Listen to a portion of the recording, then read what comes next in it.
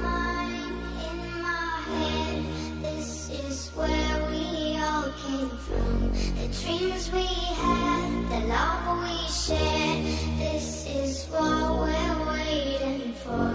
And in my mind, in my head, this is where we all came from. The dreams we had, the love we shared, this is what we're waiting for.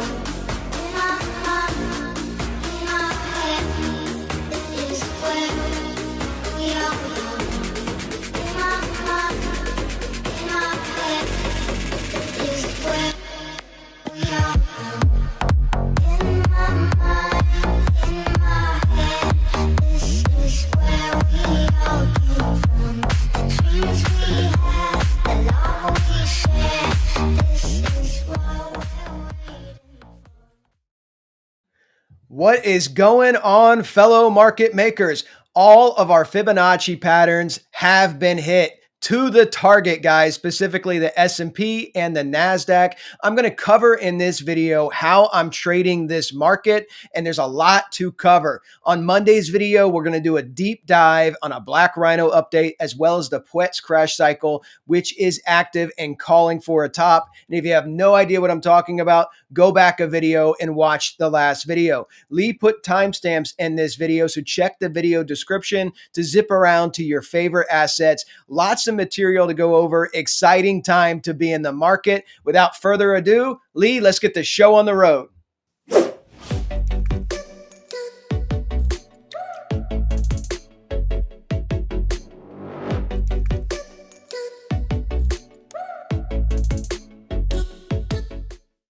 All right, boys and girls. Guys, if you want to check out our Discord, this is the only place you're going to get TA like this on YouTube. You can join our Discord for free. Check out our fantastic sponsor, SimpleFX. With our link, you get up to a $5,000 instant first-time deposit bonus to trade with immediately, or check out BingX for a great crypto exchange. Those links are in the video description. I'll pin our Telegram in the comment section. If you guys have any issues, you want more information about the Discord, the exchanges, message Lee in Telegram. That's what I pay him for. He will answer your questions. Guys, we got to talk about the Puet's crash cycle. Look at my screen.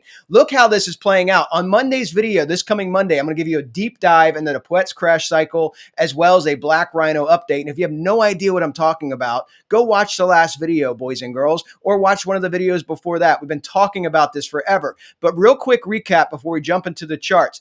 Awesome trades based on the lunar cycles, which I know people are rolling their eyes, but some of you are starting to believe. You are starting to understand the cyclical nature of the market moving with natural harmony. We have exact tops. We have double tops form on lunar cycles. The Puet's crash cycle is a specific cycle which needs key elements. A bubble is the first key element, which I believe we are in, as well as you need this assortment. You have a ring of fire eclipse, okay? A total solar eclipse. This gave us our top, by the way, for a 300-point drop that I shared with you on YouTube and X, as well as they have the lunar eclipse on Halloween for the exact bottom candle for this rally up. Now, the crash window is here. This is the full moon. This is supposed to be your topping phase. And look at the candles, guys. Look at the candles. If this cycle plays out, then you should have 2 to 4 weeks of hardcore selling. And then we have the new moon lining up almost to the day. I think it's a day before the FOMC meeting with Powell. So key area to watch. If we start breaking down, which I believe we are going to, if we start breaking down, then you have this crash cycle in effect. And this is going to come into play, and we'll cover it more in detail on Monday's video. But let's get to the charts. Looking at the S&P, guys, advanced Fibonacci techniques will give you something that no other channel is giving you, which is high probability targets to be used in confluence with your indicators and market view. We have our Ponzi patterns in the market, our W's and M's, and look at this prediction. Remember, it was a week ago, this past Monday, a week prior, my thumbnail said S&P top, back when the S&P was trading at 45.30. 45.55 based on market geometry / 45.85 off of our W pattern. And look what we did. hit it almost to the dollar. Okay, we hit it almost to the dollar. I'm short the S&P here. It's a trade I posted in the room. My stop loss is just above 4609, so 4610, and that's how I'm trading this movement. That's less than 2 ATRs on the S&P. And now we're going to talk about, will we come up for an all-time high? I know lots of YouTube TA guys are saying, oh yeah, we're going to retrace and go to an all-time high. Let me show you how I'm viewing this. If this starts topping, which it looks like it is, guys, we have our low volume rally. We talked about this last video. The whole rally up has been volume divergent. Indicators are an overbought, bearish divergence on the indicators. But what we're looking at, the key focus for me on this next leg down, when we retrace here, is going to be where we hold this retracement level. Again, this is esoteric wave theory. This is my trading system. And if you look at this, the most shallow retracement you're coming to is 4403. This is 382. So 4400. You want to see if you can hold that and kick up. The 486 or 50% retracement, 4350. And the most commonly retraced to fib based on a 30-year study of the S&P is a 618. 4289. If you can hit one of these three retracements, then it all comes down to what you do here. If you come down to, like, say, the 50%, you pull up, you pull back, you make your W pattern, right? You make your W pattern. You have to take out that previous fractal, your rally fractal, and then you got to see if you can come up and challenge your all-time high. Now, if the Pwetch crash cycle, I can tell you this right now, if that is in effect and starts playing, then what you're going to see potentially is a retracement. Could be a deep retracement. 618 could go down to the 786, but you're going to see a retracement and a move back up, and I think you're going to get a lower high. This is my bias. Now, clearly, there's no candles here, guys, but this is what I think's going to happen. But what I think's going to happen doesn't matter, because what I'm doing right now is trading this move, and this is the move that you need to focus on. So my stop loss is set just above 4610. Now, some of you are going to ask, well, what happens if you go past the 618?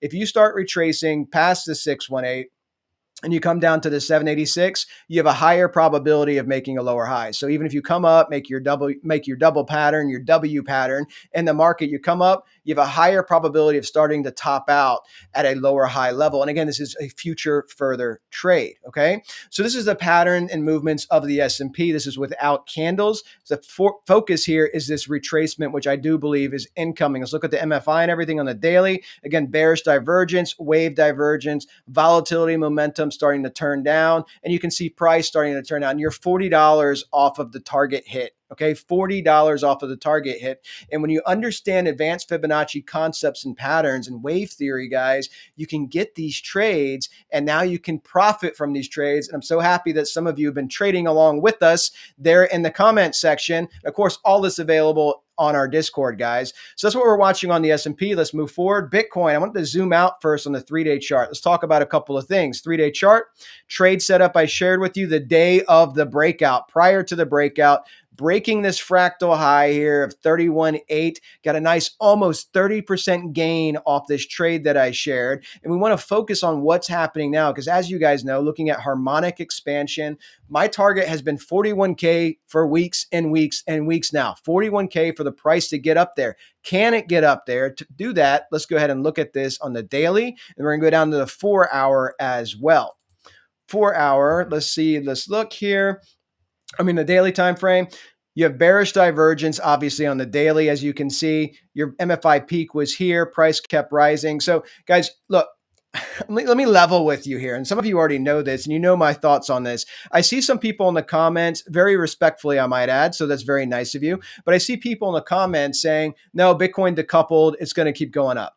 Look, all you have to do is rewind your brain 18 months, a year. What did Bitcoin do when the S&P did sell off? What did Bitcoin do when the S&P sold off? Bitcoin dropped over 70%. When the S&P fell to 3049, Bitcoin dropped over 70%. Bitcoin moves at a 3x beta to essentially the NASDAQ. This is a risk of risk, okay? So we have bullish events happening next year, but what I'm looking at as a trader, this is my trading hat, not my investing hat. As a trader, I want to see if we get this breakout to 41K. I'm not looking for it to go beyond 41K unless the S&P pulls down and rebounds up to take out its fractal highs. I'm looking for a top. So when you start looking at these things, you have to look at risk assessment. Is it worth your while to take a risk on a long potentially to gain 3,000 points? As a swing trader, for me, it's not. I'm just waiting for this move to see if we get a topping structure, double top, 5-wave pattern like a head and shoulders, something like that up in this range. And keep in mind, if the markets do start selling off hard, which could start happening next week, we could start that topping phase and really start selling. If they do start selling off, then you have to look at your current level of resistance, guys. And your current level of resistance right now is 38,050. You haven't had any candle close above it. You have that bearish divergence on the MFI. So Bitcoin can move against all odds and it can still come up and take out my target. But just, I guess I'm telling you this because I want you to be aware of the risks involved, in my view. If the markets do pull down, you're going to see Bitcoin pull down as well. Okay. And when Bitcoin pulls down, if the markets make that lower high off this retracement, then that's the start of the hardcore selling. And we know those targets. We went over them multiple videos, including the last video. If the markets pull down, make a lower high, and then sell off again, I'm looking at the S&P going to 3,200, Bitcoin going to 11 to 13K. So this 3K, if you're trading this on a small time frame, can be an awesome trade, especially with leverage. Can be an awesome trade, but just be aware of the risk involved, in my view. Okay, this is going to follow the markets. So let's look at this on the 4-hour really quickly. 4-hour, looking at your structure. I mean, this is going to play. This has been a grind. Look at this. So I threw this trend line down just so you can see it. It's just grinding higher and higher. It keeps hitting this resistance, but you keep getting these higher lows here in trend, right? So you could be spooling up for one more move, maybe back testing here at the 38, get that breakout and coming up to 41. So this remains my target until the structure changes, but I'm just not interested in trading it here, to be honest with you, right? I want to see it build a top, and then I'm more interested in it because that's where all the reward is, I believe, is to the downside.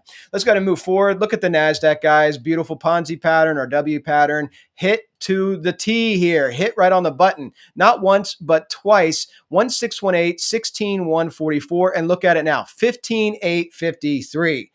Again, only getting this on this channel, guys. 16,144 was your top. You formed a baby double top here. You want to see if you can hold 15,699. Let's go ahead and get some retracement targets on the NASDAQ because this was a parabolic rise. This is your Mag 7 stocks, boys and girls. Your Mag 7 stocks responsible, or actually a top 10 stocks responsible for 93% of the gains.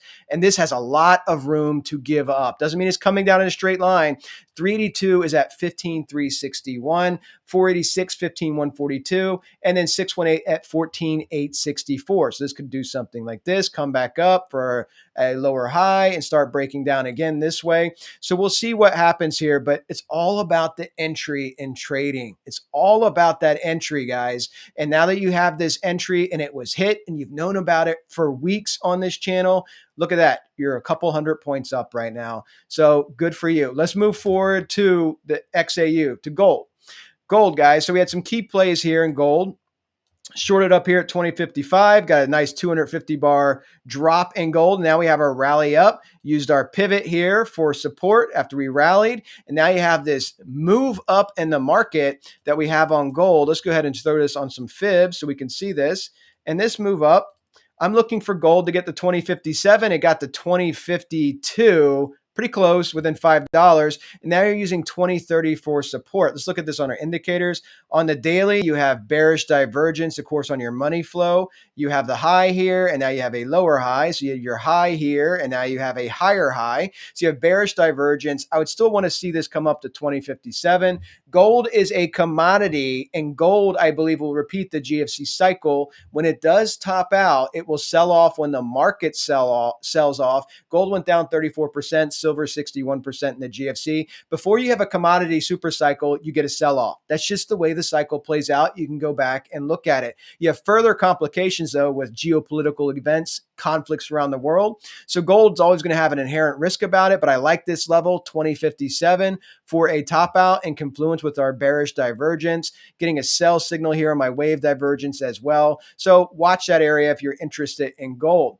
Looking at the Dow is outperforming. It got past its 1618 at 35.3. It's at 35.7. The Dow's not going to keep doing this when the markets pull down. So watch for this to top out and start retracing as well. It's done this several times now in these rallies where it leads the S&P. And when the S&P starts selling, the Dow will just start pulling down at a higher magnitude. So you're right at your fractal high here from your previous rally. So that's where you're at. I think this is going to start topping here on the Dow in confluence with the S&P and NASDAQ. Let's look at some, where are we at? Let's look at the DAX here. Move this up. My order's messed up. Let's look at the DAX. I'm in a short on the DAX. Let me show you why. So 16.2, we got up to 16.265. 16.2 is at 16.179 is the 1618. I want to show you why I'm shorting this. And my stop loss is up here at 16.530, just about 2 ATR on the DAX. It's also your all-time high. I'm shorting this for a reason. I want to show you why I'm shorting this. Let me go ahead and add a comparison here for you. Let's compare this to the Dow. The DAX. Look at these movements in the DAX compared to the Dow. Identical, almost a one-to-one correlation. Look at the movement down. There's your high. Look at the moves down. Your double top's the same. Your dip's the same. Your rally up's the same. Your bottom's the same. And now it's outperforming, right? It's been zooming up. This is a German 40 versus the US 30, essentially. They added 10 stocks to the DAX. Heavy in German car companies, which I love to own and drive, but heavy in German car companies. And part of the reason I'm shorting the DAX, again, this is your all-time high over here, is because when you see this correlation, and again, based on what I think is happening in the market, looking for this strong retracement back down before we can determine whether or not we're moving back up or double topping and descending further, the DAX is going to move with the DJI, as you can clearly see on the screen, and the Dow is going to move with the S&P. So I think this is a good area. You got above the 1618 by whatever, 80 points, 100 points. This is a good area looking for a top. Look at the supply wick there now in the daily time frame. Let's look at some things here on the DAX. You got overbought on the MFI, getting some wave divergence as well in the DAX. The German economy is going down the toilet. The U.S. economy is soon to follow behind it. I like this trade on the DAX, 16.2, all the way up my stop loss above here at 16.530. Okay, I'm just above the all-time high of the DAX. So again, something else that I am trading. Wanted to share that with you guys. Individual equities, MSTR, guys. MSTR, heavy in Bitcoin, Michael Saylor's company. The reason I want you guys to look at this, if we get that move to 41K, I'm looking at 578, right? It's a big move. You're at just under $500. That's a big move. If you get there, you're kind of coiling here. You don't have a pattern yet in MSTR, but you're between 520, which is key resistance. You've lost it twice, and you're trying to hold 475. You're at 497. But if you can come up or even make a bearish structure in this range, I just want to show you what MSTR is going to do when Bitcoin rolls down with the markets. Now, keep in mind, we don't have our retracement, so you could still see MSTR come up and make new highs. If we get a strong retracement in the market, MSTR is pulling back as well as Bitcoin's pulling back, and how we handle that retracement will determine the next leg. But if that next leg is bearish, look at your market low here on MSTR, 134. And actually, it's lower than that. Let's just take it from that rally high. You go down to this level, 132.